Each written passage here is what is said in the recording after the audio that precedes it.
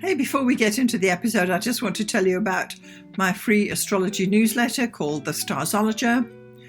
It comes out every Sunday. It's of a lot of interest for astrologers. I explore cosmic currents moving through the ever-changing skies. Most weeks I explore what's coming up in the week and also share some astrology sticky bits and throw in some ideas about buzzing around. You also get stretched with my Extend Yourself sections. So this newsletter is for aspiring astrologers or anyone who's trying to up their astrological knowledge. It's totally free and you can sign up at starzology.com/newsletter. Now let's get into the show.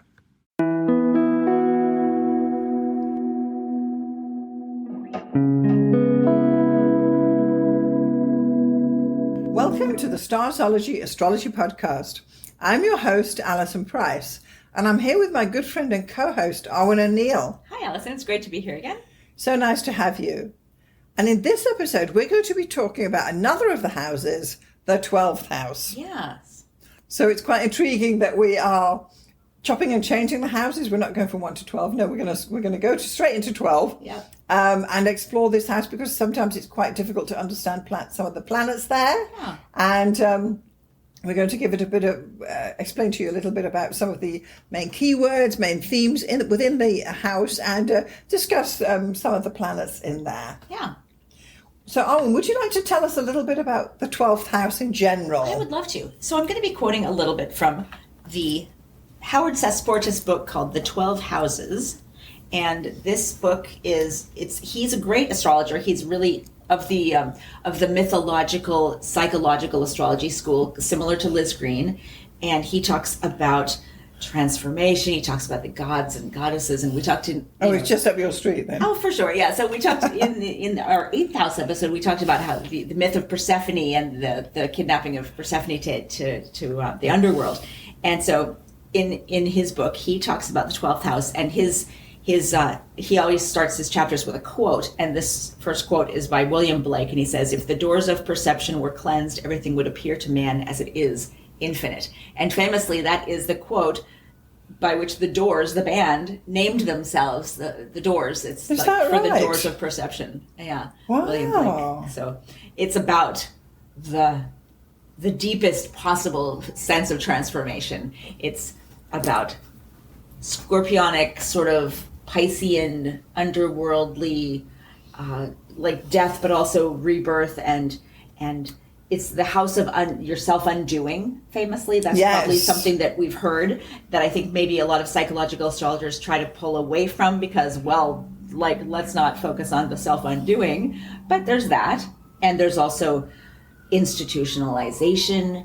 There's addiction, all those Piscean things, because this is the natural house of Pisces. Mm-hmm. So we get things like mental institutions and prisons and people who work in prisons and all of those kind of areas of life. Deep psychological trauma or you know, transformation or madness, as they say, or don't say these days, but mental illness, whatever, and not just in the in the nice sense of like, oh, we're on maintenance drugs every day of our lives because our moods are mother's little helper, fickle, whatever. But this is like actual madness, like raving in the streets kind of madness, or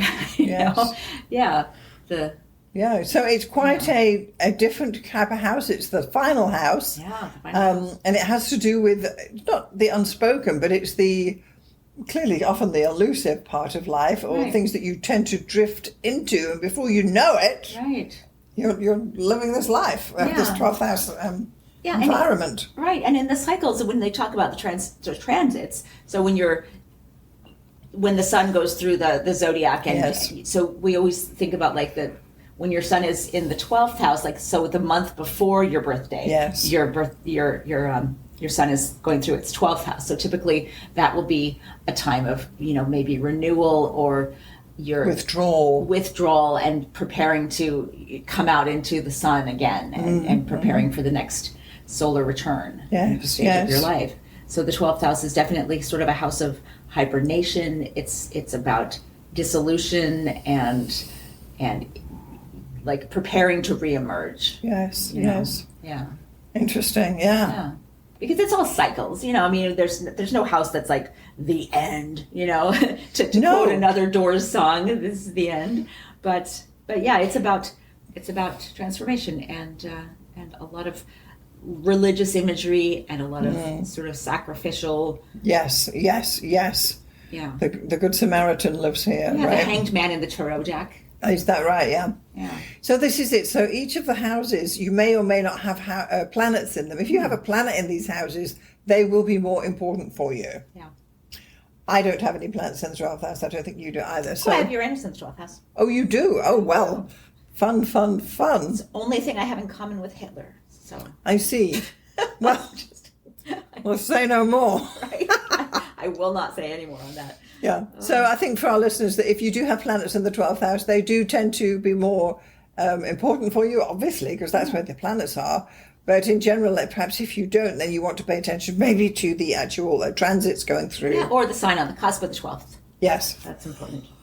Or, of course, if you are doing a synastry chart, you want to look at any planets of the partner that fall into your 12th house. That's interesting, too. Mm. Yeah. We'll definitely chat about that at some point, synastry charts. Yeah, definitely. Yeah. Okay. So, Arwynne, I have a few keyword themes for each of the planets going through the 12th house, and we can just have a bit of a chat about those. Yeah. So, the sun in the 12th house. Yeah. It's a tough placement for the sun, or it can be. Absolutely, because it's in the shade, isn't it? Yeah, it can attract someone to the helping professions or the healing professions, or to work in institutions or in healthcare or in, like as we said before, prisons or in some kind of mental health care. Be some sort of a. It's not for everyone, is it? No. Maybe dealing with hospice care or addictions. There's a lot of addiction stuff going on in the 12th house. So people, this is it. So the 12th house is a place of where you it's curation too, where you've got art galleries and museums and zoos, where you're curating a collection of what have you, but you don't own them. Yeah, or it's just a prison for animals. Well, yes. Well, there you go. Yeah. So anyway, so some keywords I have for the 12th house is hidden identity. Yeah. So this is someone who is not necessarily able to get their identity out there to say, hey, I am X, Y, Z, because they're struggling to find their voice. Yeah. And it's because the sun is in the 12th house, so it's almost dimmed, if you will. It's on a dimmer. So it contrasts that to sun in the first house, where, hey, it's me, I'm here in all my glory. This person who's always been comfortable with who they are from an early age. Yes. Yeah. So the person in the 12th house identity is, it's hidden not only maybe from themselves when they're younger, but from maybe even other people. You don't know who the guy is next door. You just don't know who he is, sort of thing. Yeah, and it's interesting.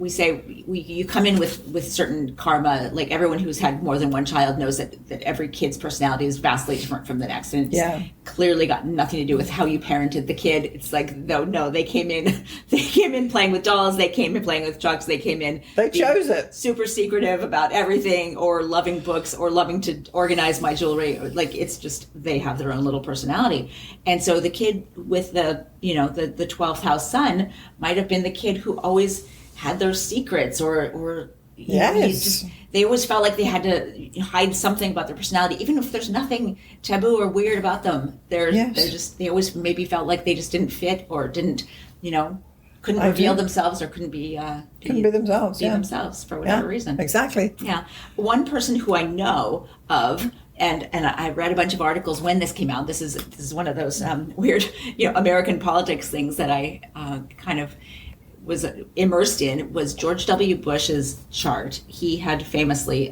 the sun in the 12th house, and when he was first elected, a lot of astrologers were like, whoa, what's this going to be like? A president with the sun in the 12th house. That's interesting, because what does that mean? And whatever you think of how he was as a president, one of the interesting things that is undeniable is that that his vice president, Dick Cheney, was the much more experienced politician and really overshadowed, his decision making in many ways. In fact, it was put forth that he was that George W. Bush was almost like a sort of a puppet president with Dick Cheney as the extremely experienced puppeteer, running the show from the vice president chair, which is one way of expressing your 12th house sun. Yeah, interesting. Yeah, yeah. But not to say that it's a negative thing. That's just one famous person who comes to mind. Obviously, tons of people have sun in the 12th house, and it's going to be expressed differently in every case. Exactly. But it's not a very strong position for the sun. Yeah.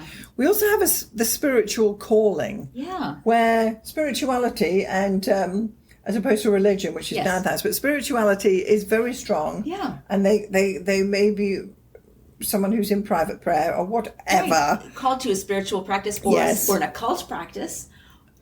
Or a cult practice, yes. The mysteries. Yes, exactly. Yeah. And then also isolation, because the sun is yourself, your ego, and you may feel isolated or live as a hermit in a cabin in the mountains. Yeah. And that's how you're quite happy. Yeah, or a hermit in your own mind. Yes. Yeah. So, I do have a friend with the sun in the 12th house, and she struggles to put herself forward. Or, she's doing good things in her life, but she's not like I am, Right, So, it's a struggle. Yeah. She doesn't feel it doesn't just come say, naturally. Hey, look at me. Yeah. Remember me. Yeah.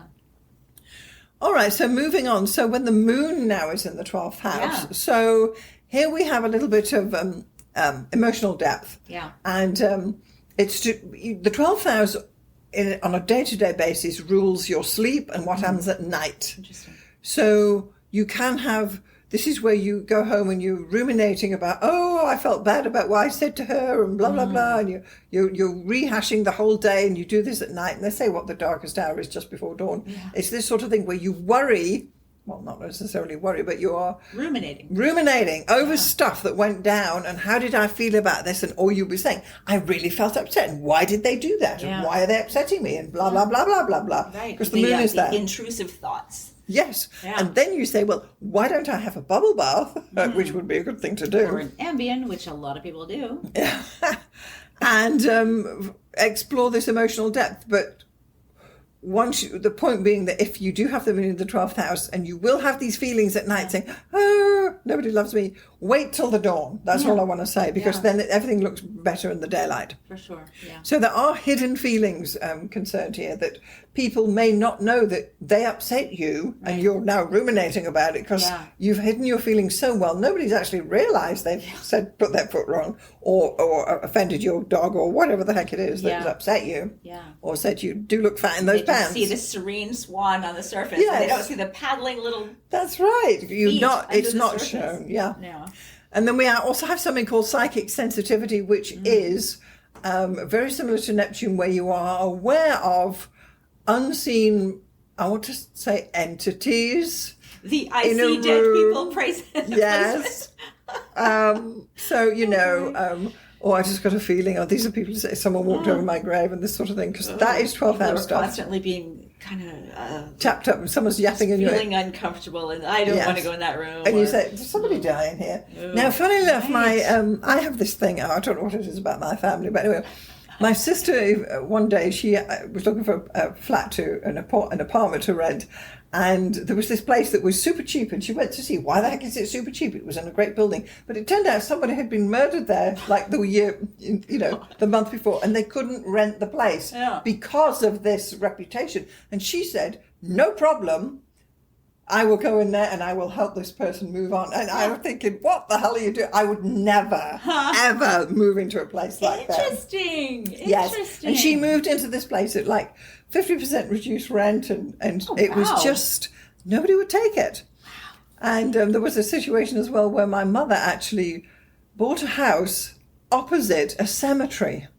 And from your front window, at the front door, you could see all the graves. Wow. It was Edenvale Cemetery, and there must have been, I don't know, 500,000 graves there from 100 years ago. I'm saying, why are you living here? Look at what you're looking at. And she would say to me, but there's nothing there. They've all moved on. And I'm thinking, no, I don't think so. And I'm not coming here at night. And I couldn't deal with it. I said, why on earth would you live here? Right, and you're supposed to, hold your breath as you drive past a graveyard? Well, if you live past it, like on the, how do you can't. So I thought, what are you doing? I said, I'm never coming here at night. Wow. And I couldn't believe she'd done it. But it was the same thing. That's a side of you I don't think I've seen. I don't think I've seen the, no, approach by graveyards. I would never. No, and I have a friend who roller skates through graveyards, and I thought only a Scorpio would do that. Scorpio rising, but yeah. Hey, to be fair, that was a beautiful graveyard, and there's nothing there, right? And there were very few bike paths where I was. I had to. Yeah. No, it was lovely. I just couldn't. I thought, what is it? And they both have planets in their 12th house, and I thought, what the heck? I couldn't. The thought, no, that's not me at all. Absolutely not. Amazing. Yeah. So, but anyway, we said you have Uranus. We're getting there. Yeah. Okay, so let's look at Mercury then in the 12th house. So here we've got hidden thoughts. Now, this is someone who actually doesn't really tell you what they're really thinking. Ugh, hate those people. No offense. Well, they've got that. Clearly they can keep, you're entitled to your opinion, but this is someone who has it. And then dreams and intuition, because dreams, again, are 12th house, where you're, maybe through your dreams, you're getting messages. Or keeping a dream journal would be the ideal way to do it, or your best ideas come when you're asleep and you wake up and think, I must write that down. Yes, definitely. Lean into that for sure. Yeah. And then we have solitary learning, where you're happy to be alone in a quiet space doing all your learning. Yeah. Your bookwork, your paperwork. And then maybe writing about 12th house topics, writing about living opposite the mysteries or spirituality or ghosts or vampires like Anne Rice. Anything like that. Or, as you say, or being a cleric in a church or something. For sure, absolutely. Doing these writings. My gosh. Well, I mean, exactly. The scribes back in the day. Right. They were the ones who kept the fires burning on the intellectual highway. Yes, so to exactly. Speak. Yeah. So that's Mercury in the 12th, right? Right. And then if we have Venus in the 12th house, hidden love. Yeah, that's a bad placement. No. Okay, I misspoke. That is a difficult placement. And one of the things that is interesting about my chart is that I've got Venus in the 11th house, but it's kind of towards the end, not at the end, but if you put it into the equal houses, which I don't agree with at all, one of the things that happens is that Venus moves into the 12th house, and I'm like, nope, screw that house system, because I am not a Venus in the 12th house person. No offense to anyone who is, but yeah, that's one of the ones where you're like, you have to really ameliorate that with other. With being more forthright, because the last thing you want to be in any relationship is secretive. Hidden love. My goodness. Yeah. And then, of course, we have compassionate love, which is just this other side of it, where you are compassionate about someone who's just been run over by a bus, and you're there at the side of the road, and you're holding the hand as they're dying in front of you or something. Again, the hospice worker, possibly someone that has Venus in the 12th house, someone who can actually be like loving on a scale that the average person can't even comprehend. Yes. That you have the love of humanity. That's right. That brotherly universal love. That agape, I believe, was the Greek, like the brotherly love, where you love your fellow man and you actually act on it. Yeah. We need those people. Absolutely. Yeah. And then we do have artistic inspiration, which is a great way to lean. Yeah, definitely. If we don't want to go down the darker side, where you are inspired to create art, and it's almost like, spiritual art that's inspired by your dreams. Yes, like some of the art of the anguished, and it's just coming from them. It's just coming from them, or divine inspiration is coming, and they're just putting it on the painting. Yeah, totally. Yeah, so that's kind of an interesting one too. Definitely. Yeah. Then we get to Mars in the 12th house, so. Hidden desires. There was a website back in the primitive days of the internet called Hidden Desires. It was a great website. Wow. Yeah, it was just a blog, like an online, anyway, it doesn't matter, but that, when you said that. Hidden desires, we've got that there. Great name. And then indirect action. Yeah. Now, this is someone who, because Mars is the action planet, this is someone who maneuvers, I don't want to say, maneuvers others to take action on his behalf. Ooh, like a secret agent, or It's like the chess player. Yeah. It's your strategy. Well, if I tell her to do this and she votes for them, and then blah blah blah blah blah. Right, or the TV show Alias, or like one of those spy shows where they've got the whole spy agency, and it's like their machinations behind the scenes, and their whole MO is the hidden agendas. Actively planning and plotting, strategic. I don't know if I want to say takeovers. Literally conspiring. Yes. Conspiring. Nothing's kind of straightforward and above board. Yeah. It's all about, I'll just get her to do this. I'll get them to do that. And they're moving it forward. Yeah, these top and then Mars is moving forward because of what other people are doing. Yeah. And then we do have spiritual courage, which is, as I see it, that, in this day and age, everyone's happy if you're standing up on the soapbox saying, Jesus saves or whatever you're saying.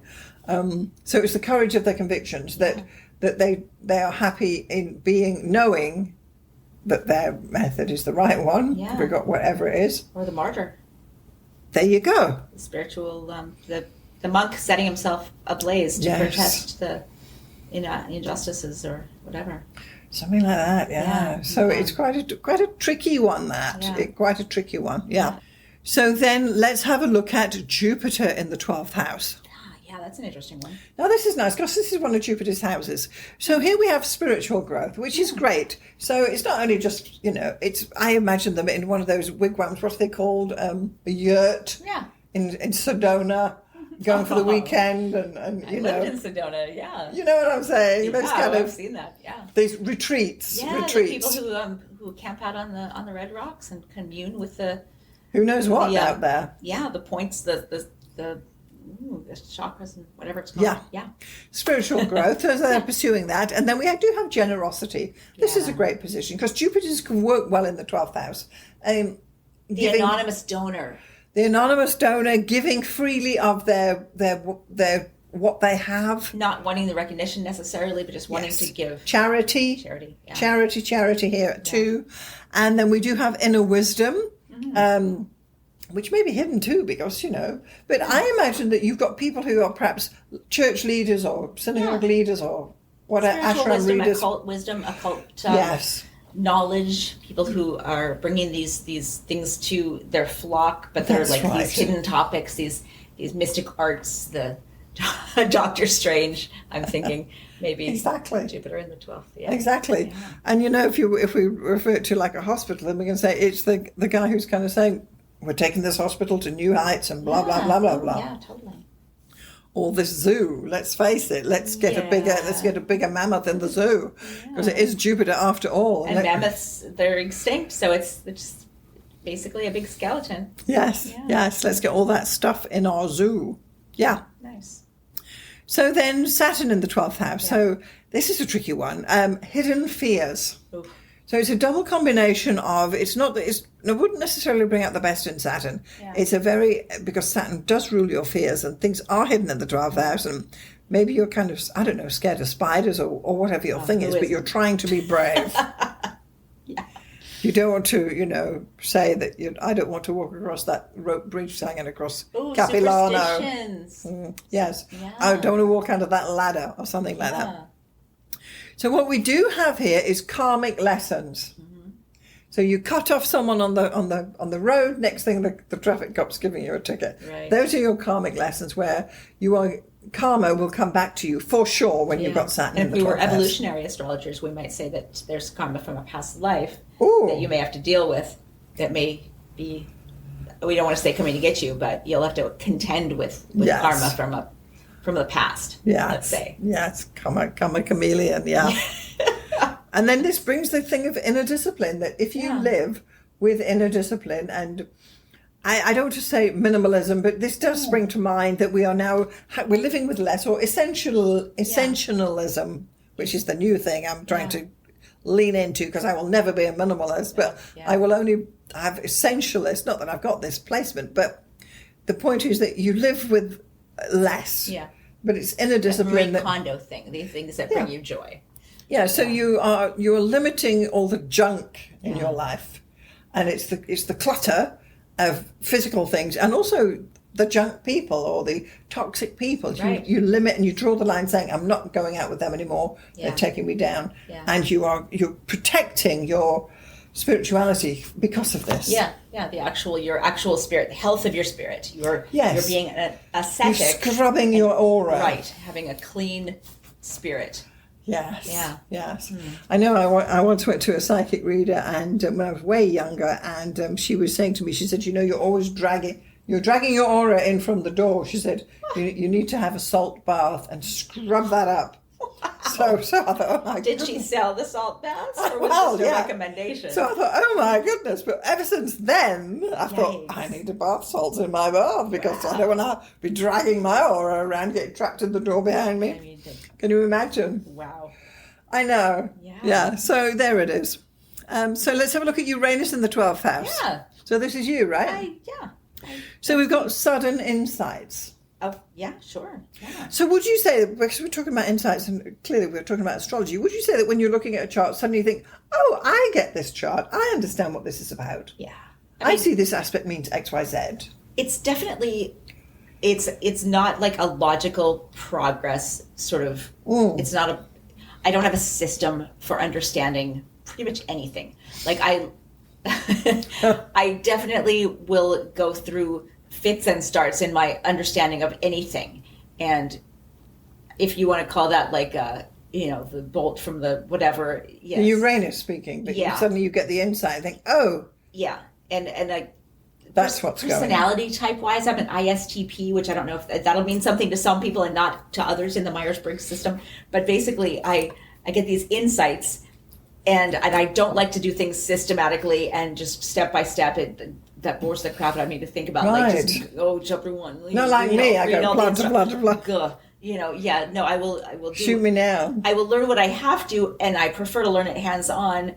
And the idea of like studying something from chapter 1 through is just horrible to me. Okay. Yeah. So maybe that's what that is. There's sudden insights. Yes. Yeah.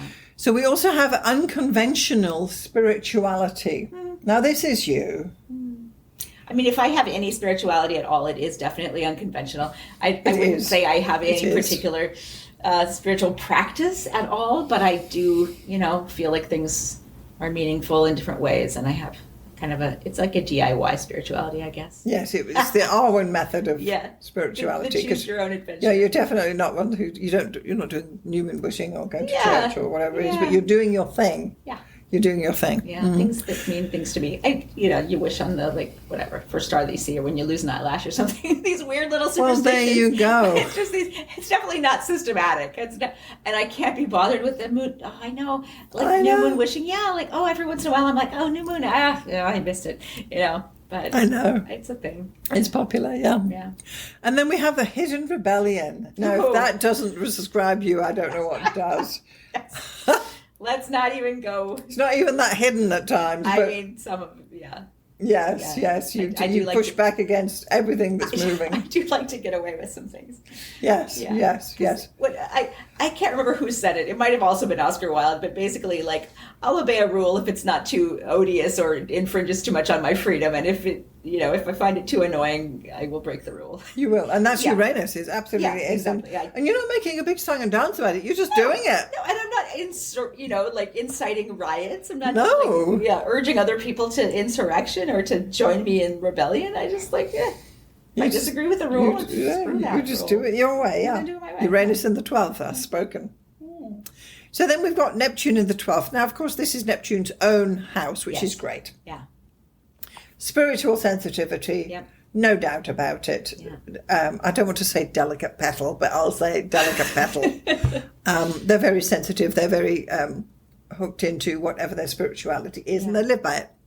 And then we can get illusion and confusion of misinterpretation of, I want to say, the scriptures or the method or the cult or whatever it is. Or even social constructs, things that are going on in they're the kind of people who maybe in the room will misinterpret something that's going on, read things into things that are not actually Don't happening. read the atmosphere. Become paranoid when, they think someone's talking about them, or like, did you see the look on her face that she gave me when such and such happened, and no one else noticed it? No one noticed it. It didn't happen. Yeah. Maybe it did. Who knows? Yeah, well, maybe, I don't want to say the drinkers too, but there's definitely there's definitely anything with the 12th house and Neptune, and when you combine them, and Pisces and all those things, there's a substance, there is, and it's also about submersion, and there's a kind of a delicate balance between, we all have, I mean, it's human nature, it has been through eons, to alter our consciousness.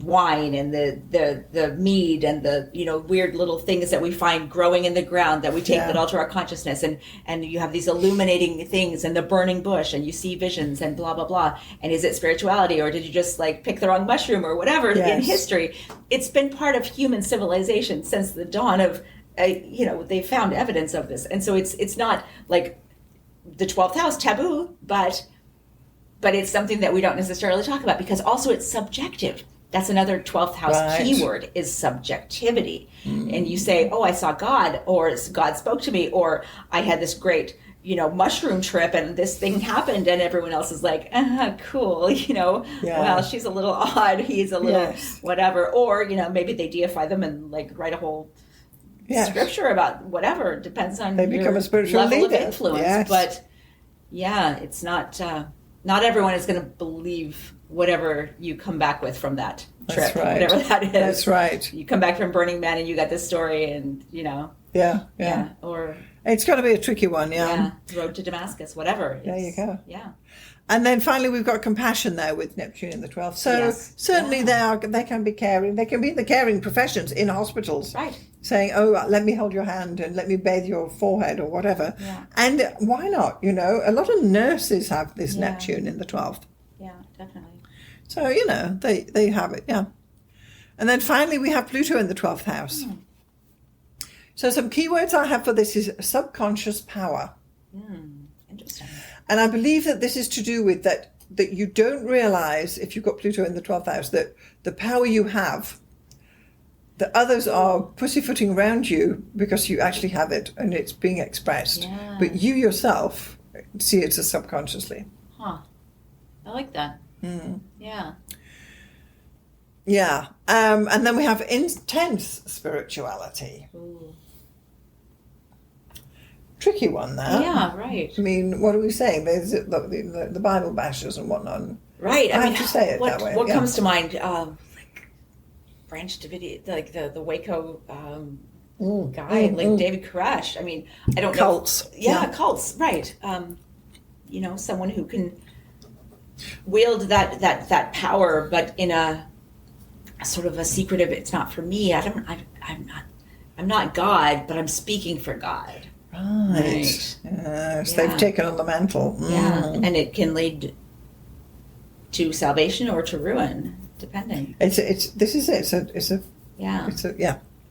good guy either way. Yeah. And then we've just finally got healing and regeneration. So it's a way to reinvent yourself through spirituality, through 12th house matters. And of course it could happen if you go to hospital. You go to hospital and you're just at death's door, but you can come out and reinvent yourself and say, gosh, I'm never eating chocolate again, or I'm not going to eat that burger again. Like, put me in the hospital. Right. You totally. know? Yeah.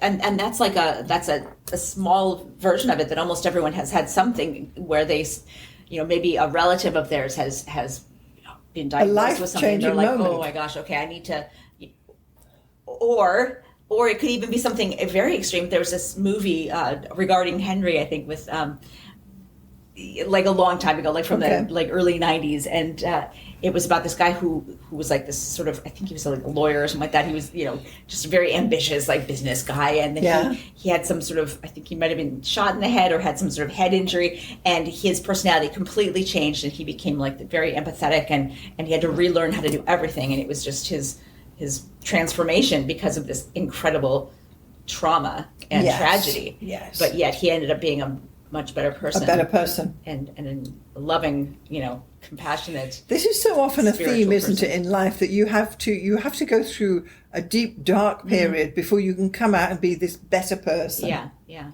And for those people who just live a bland life, nothing really ever changes. Right.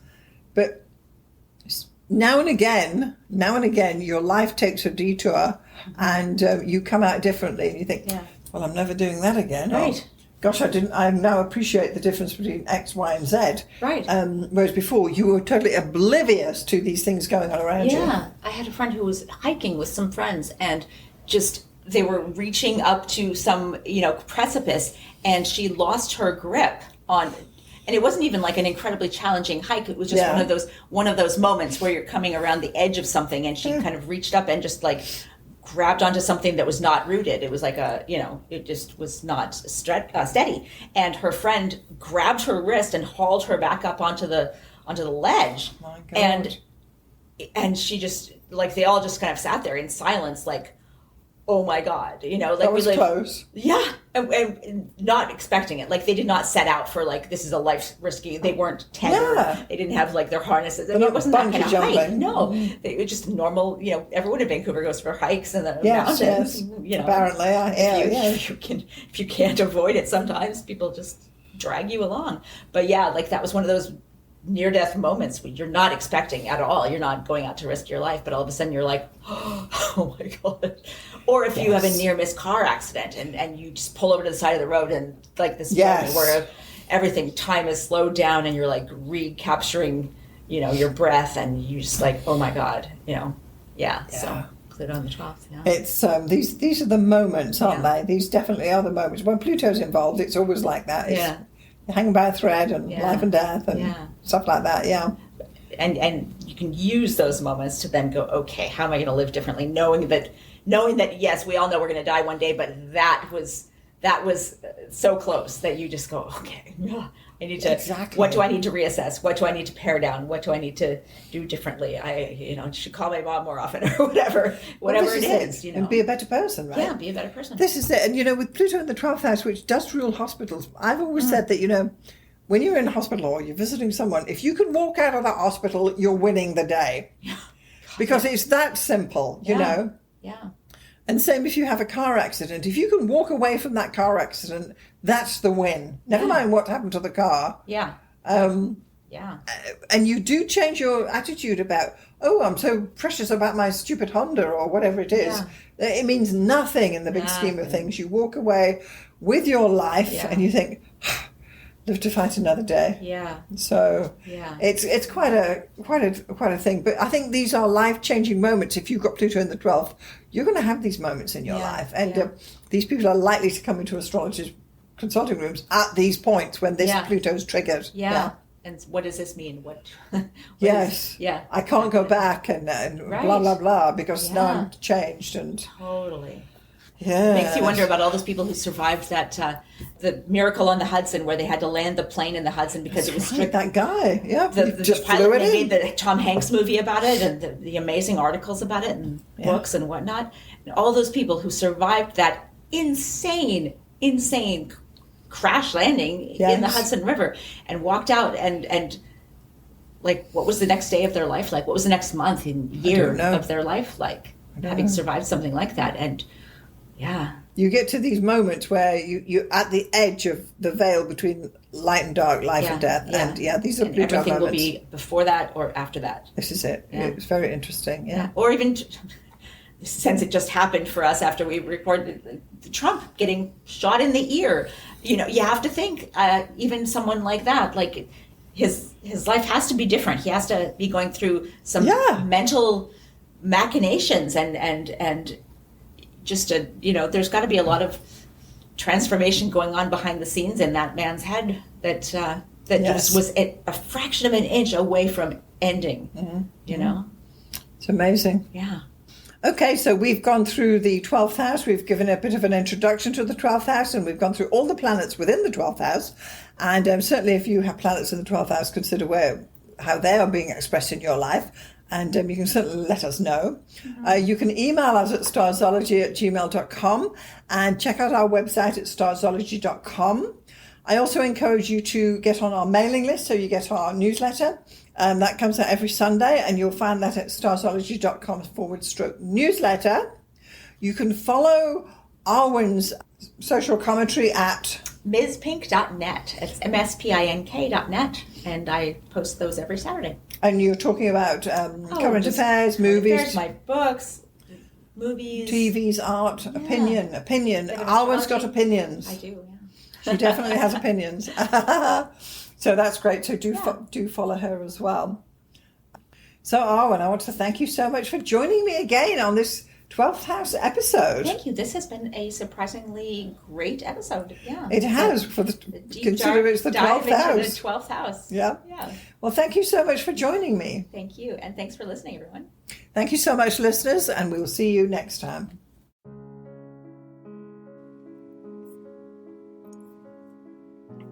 Thanks so much for getting this far through the episode. I just want to take a moment to tell you about the two main options of my astrology services. So the first one is coaching. If you are an aspiring astrologer, and by that I mean someone who's perhaps a hobbyist astrologer or someone who's learning astrology or a student, or you've got a few books and you've been doing it for a while, but perhaps you need a little bit of help to bring it all together, then maybe getting some astrological coaching from me would be the answer for you. The astrology coaching I offer is a 1-hour session on Zoom, and it's tailored to answer your particular questions. For example, if you have issues with natal chart readings, we can go there. Or if you're having problems working with your forecasting, we can go there. Or even basic astrology stuff, or even getting yourself organized for your astrology business. The idea is that astrological coaching will answer your particular questions. It's tailored specifically to you and where you are in your astrological journey. And I'm happy to help you out with some guidance about how you can get going, what to focus on, and what to dismiss. So that would be the astrological coaching for people trying to learn astrology. The second astrological service I offer is consultations. So this is for someone who perhaps doesn't know anything about astrology, but they just want to have their chart read or get their chart done. Call it what you will. So once more, this is a 1-hour consultation over Zoom.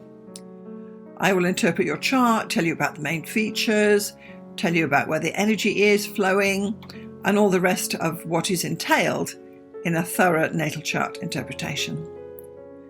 I can also add in some forecasting in there too, bearing in mind we only have 1 hour. So just in summary, I've got coaching for people who want to learn astrology, and I've got consultations for those who want to get an astrology reading done. I'm Alison Price from Starzology.com. Thank you so much for listening. We'll see you next time.